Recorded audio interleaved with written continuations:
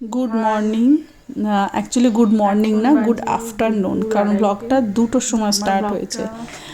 আর ওই একই সমস্যা ভয়েস আবার দেওয়ার জন্য, যেটা আমি অনেককেই বলেছিলাম আমাকে ইউটিউব ফ্রেন্ডরা আমাকে একটু হেল্প করুন যে কিভাবে ক্যামেরা ধরে অন ক্যামেরায় ভয়েসটা ক্লিয়ার আসে। আমার আসছে না, মানে আমার মনে হচ্ছে এই ভিডিও যেটা আমি ভয়েস দিয়েছি সেটা যদি দিই তো মনে হয় না কেউ ক্লিয়ারলি কিছু শুনতে পাবে। তো যাই হোক, তো এই ভিডিওটা এই টাইমে স্টার্ট করলাম, তার কারণ হচ্ছে আপনাদের কিছু একটা জিনিস দেখো, মানে আপনার মনে হলো আপনাদের সঙ্গে শেয়ার করবো জিনিসটা। সেটা হচ্ছে যে দেখুন, এই যে আমার 2 ছেলের কীর্তি, মানে ঠিক এই জিনিসটা আমি আপনাদের সাথে শেয়ার করব বলেই আমি এখন ভিডিওটা স্টার্ট করলাম। মানে আসলে কি, এখন তো আর সে আগেকার মতন বাইরে খেলতে যাওয়ার ব্যাপারটা নেই না। তো হয় ঘরেতে ফোনে গেম খেলছে, আর ফোনটা যদি হাত থেকে নিয়ে নিই দুজনের, তাহলে এইটা ওদের গেম চলছে।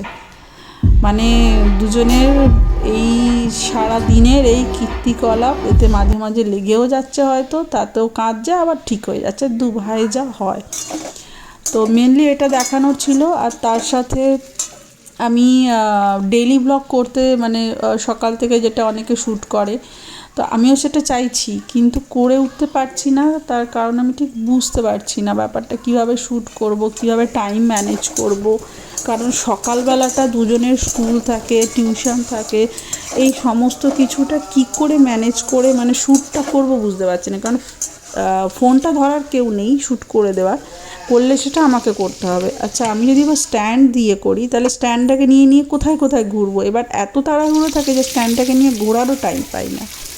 তো যেই এই সমস্ত সমস্যা আমি ঠিক বুঝে উঠতে পারছি না। এবার এমনিও আমি ফার্স্ট টাইম, তো আপনারা কিভাবে কি ম্যানেজটা করেন, কেউ যদি আমাকে একটু বন্ধুরা হেল্প করতেন। ঠিক আছে, আমার চ্যানেল সাবস্ক্রাইব করতে হবে না বা লাইকও করতে হবে না, কিন্তু কমেন্টের মাধ্যমে যদি আমাকে একটু হেল্প করেন যে কিভাবে টাইমটা ম্যানেজ করে শ্যুট করা যায়, তাহলে কিন্তু আমার জন্য। কারণ আমি একটা কথা বলি, আমি লাস্ট 10 বছর ধরে চাকরি করেছি। আমি এই মাসে চাকরিটা ছেড়েছি, তো আমি ইউটিউবের এই চাকরিটা জয়েন করতে চাই। মানে আমি হার্টলি, আমার ভীষণ ইচ্ছা।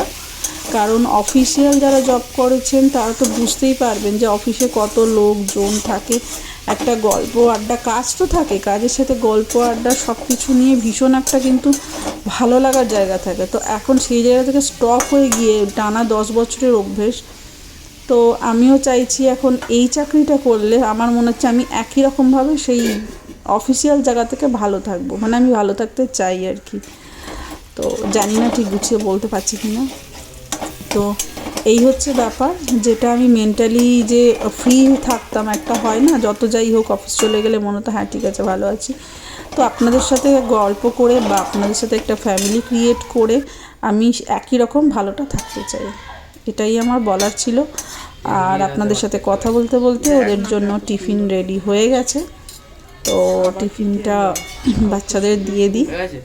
তার সাথে ওর বন্ধুরাও এসছে, বন্ধুদেরকেও দেব।